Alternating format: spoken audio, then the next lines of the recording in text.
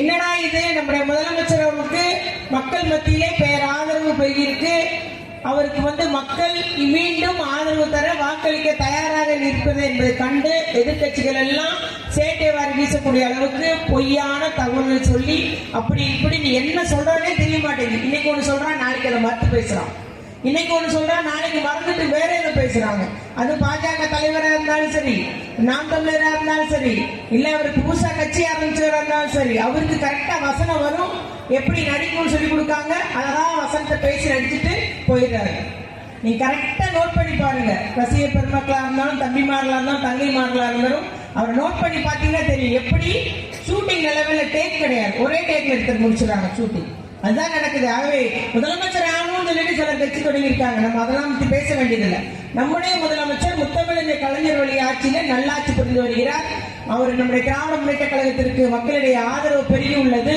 மீண்டும் முதலமைச்சர் ஆக வேண்டும் என்று இன்னும் மிக அதிகமாக அள்ளும் பகலும் காலையிலிருந்து இரவு வரைக்கும், அவருக்கு சனி நேரம் கிடையாது, முழுமையாக நம்முடைய முதலமைச்சர் அவர்கள் பணி செய்து வருகிறார். அத்துணை பேர் சிறிது ஓய்வெடுங்கள், 72 வயது ஆகும், சிறிது ஓய்வெடுங்கள் என்று சொல்லக்கூடிய அளவுக்கு அவர் பணியாற்றி வருகிறார்கள். அவர் வழியிலே நானா இருந்தாலும், எம்எல்ஏ மார்க்கண்டேயனா இருந்தாலும், இங்க உள்ள ராமலட்சுமி, கதிரவன் யாரா இருந்தாலும் சரி, அத்துணை பேரும் மக்கள் பணியாற்றி வரும், மக்களுக்காக உழைத்து வருகிறோம். அதுதான் உண்மை என்பது மட்டும் இங்கு கூறிக்கொண்டு, இதெல்லாம் பிடிக்காம ஆஹா குட்டையை குழப்பி ஏதாவது மேல பிடிக்கணும், இல்ல நமக்கு ஏதாவது ஆதரவு தேடணுன்றதுக்காக ஒன்றிய அரசு ஒவ்வொரு பிரச்சனையை கிளப்பி விடுறாங்க.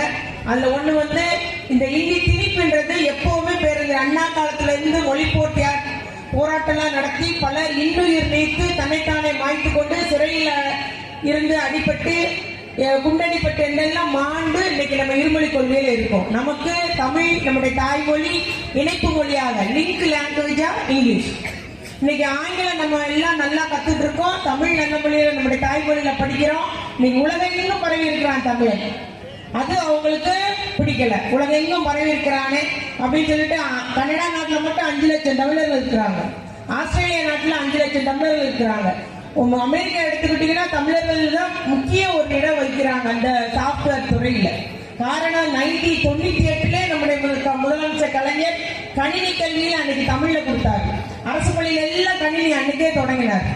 ஆகவே தமிழ்நாடு இந்த அளவுக்கு வளர்ச்சி அடைஞ்சிருக்கு, இவ்வளவு ஏற்றம் கண்டுள்ளது, மக்கள் வாழ்க்கை தரம் உயர்ந்திருக்குது, வசதி வாய்ப்புகள் பெருகியுள்ளதுன்னு அது காரணம் நம்முடைய தந்தை பெரியாருடைய எண்ணங்களையும் கருத்துக்களையும் பேரறிஞர் அண்ணா அவர்கள், நம்முடைய முதலமைச்சர் கலைஞர் அவர்கள் இப்பொழுது அவருடைய வழியிலே நம்முடைய முதலமைச்சர் நிறைவேற்றி வருகிறார். அதை யாரும் மறுக்க முடியாது.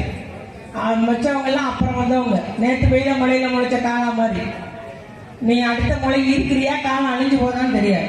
பாதகம் செய்பவரை கண்டால் நாம் பயம் கொள்ளலாகாது பாப்பா, மோதி மிதித்து விடு பாப்பா, அவர் முகத்தில் உமிழ்ந்து விடு பாப்பா. அண்மை செய்திகளை உடனுக்குடன் தெரிந்து கொள்ள இணைந்திருங்கள் எம் நாடு தொலைக்காட்சியுடன்.